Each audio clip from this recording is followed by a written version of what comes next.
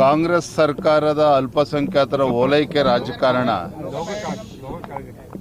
ಇವರ ಓಲೈಕೆ ರಾಜಕಾರಣದ ಪರಿಣಾಮ ಒಂದು ಕಡೆ ಆದರೆ ಹಿಂದೂಗಳಿಗೆ ಅಪಮಾನ ಮಾಡುವಂಥ ಕೆಲಸ ಕಾಂಗ್ರೆಸ್ ಸರ್ಕಾರ ಬಂದಾಗಲಿಂದಲೂ ಕೂಡ ನಡ್ಕೊಂಡು ಬರ್ತಾ ಇದೆ.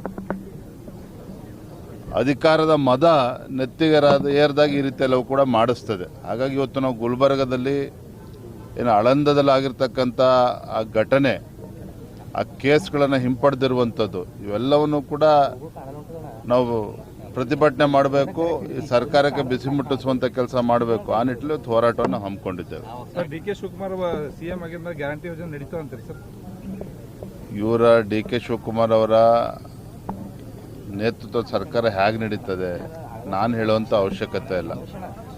ತಮಗೆ ಗೊತ್ತಿರೋ ಹಾಗೆ ಕಳೆದ 3 ವರ್ಷದಲ್ಲಿ ಈ ಕಾಂಗ್ರೆಸ್ ಸರ್ಕಾರ ರಾಜ್ಯದ ಅಧಿಕಾರಕ್ಕೆ ಬಂದಾಗಿನಿಂದ ಯಾವುದೇ ಒಂದು ಅಭಿವೃದ್ಧಿ ಕೆಲಸ ಕಾರ್ಯಗಳು ಮಾಡೋದಕ್ಕೆ ಸಾಧ್ಯ ಆಗಿಲ್ಲ.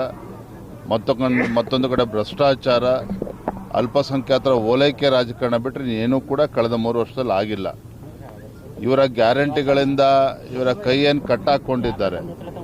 ಅನುದಾನದ ಕೊರತೆಯಿಂದಾಗಿ ಇವರು ಕೂಡ ಡಿ ಕೆ ಶಿವಕುಮಾರ್ ಅವರು ಕೂಡ ರಾಜ್ಯದ ಅಭಿವೃದ್ಧಿಯನ್ನು ಮಾಡೋದಕ್ಕೆ ಸಾಧ್ಯ ಇಲ್ಲ. ಹಾಗಾಗಿ ಆಗಲೇ ಅವ್ರು ಇನ್ನೂ ಚಾರ್ಜ್ ತಗೊಳ್ಳಿ, ಮುಖ್ಯಮಂತ್ರಿಯ ಪ್ರಮಾಣ ವಚನ ತೆಗೆದುಕೊಳ್ಳಿ, ನಾವೇನು ಭಾರತೀಯ ಜನತಾ ಪಾರ್ಟಿಯನ್ನು ಹೇಗೆ ಎದುರಿಸಬೇಕು, ಏನು ಮಾಡಬೇಕು ಎಲ್ಲವನ್ನು ಕೂಡ ಮಾಡಿ. ನಾಯಕನನ್ನ ಕೆಳಗಿಳಿಸಿ ಅವಮಾನ ಮಾಡಿದ್ರು ಅಂತಂದು ಪ್ರತಿ ಸರನು ಬಿಜೆಪಿ ನಾಯಕರು ಅನ್ಕೋತಾ ಬರ್ತಿದ್ರು ಸರ್. ಕಾಂಗ್ರೆಸ್ ಅದನ್ನು ಸಮರ್ಥಿಸ್ಕೊಂಡು ಬರ್ತಾರೆ. ಏನು ಹೇಳ್ತೀರಿ ಸರ್ ಸಿದ್ದರಾಮಯ್ಯ ಅವ್ರನ್ನ ಕೆಳಗಿಳಿಸಿ ಡಿ ಕೆ ಶಿವಕುಮಾರ್? ಸಾಕಷ್ಟು ಸಮಯ ಇದೆ ಎಲ್ಲವನ್ನು ಕೂಡ ಚರ್ಚೆ ಮಾಡೋದಕ್ಕೆ.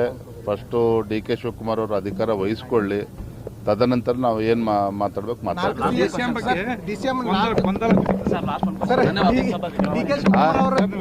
ರಾಜ್ಯಸಭಾ ಚುನಾವಣೆಯಲ್ಲಿ ದೇವೇಗೌಡರು ಮತ್ತು ಸದಾನಂದ ಗೌಡರು ಮುಂಚೂಣಿಯಲ್ಲಿ ಇದ್ದಾರೆ. ನೀವು ರಾಜ್ಯಾಧ್ಯಕ್ಷರಿಗೆ ಯಾವ ಥರ ನೋಡಿ, ನಮ್ಮ ಕೇಂದ್ರದ ವರಿಷ್ಠರು ಸದ್ಯದ ರಾಜಕೀಯ ಪರಿಸ್ಥಿತಿಗಳನ್ನು ನೋಡಿಕೊಂಡು ಯಾರನ್ನ ರಾಜ್ಯಸಭೆ ತೆಗೆದುಕೊಂಡು ಹೋದರೆ ಏನಾಗ್ತದೆ ಇವೆಲ್ಲವನ್ನು ಕೂಡ ಆಧರಿಸಿ ನಮ್ಮ ರಾಷ್ಟ್ರೀಯ ನಾಯಕರು ತೀರ್ಮಾನ ಮಾಡುತ್ತಾರೆ.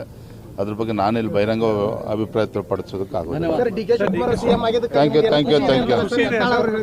ಬಿಡ್ರಿ. ಅವ್ರು ತಗೊಂಡು ಏನು ಮಾಡ್ತಾರೆ, ಆ ಪುಣ್ಯಾತ್ಮನ ಹೇಳಿಕೆ ತೊಗೊಂಡು ಏನು ಮಾಡ್ತಾರೆ ಬಿಡ್ರಿ.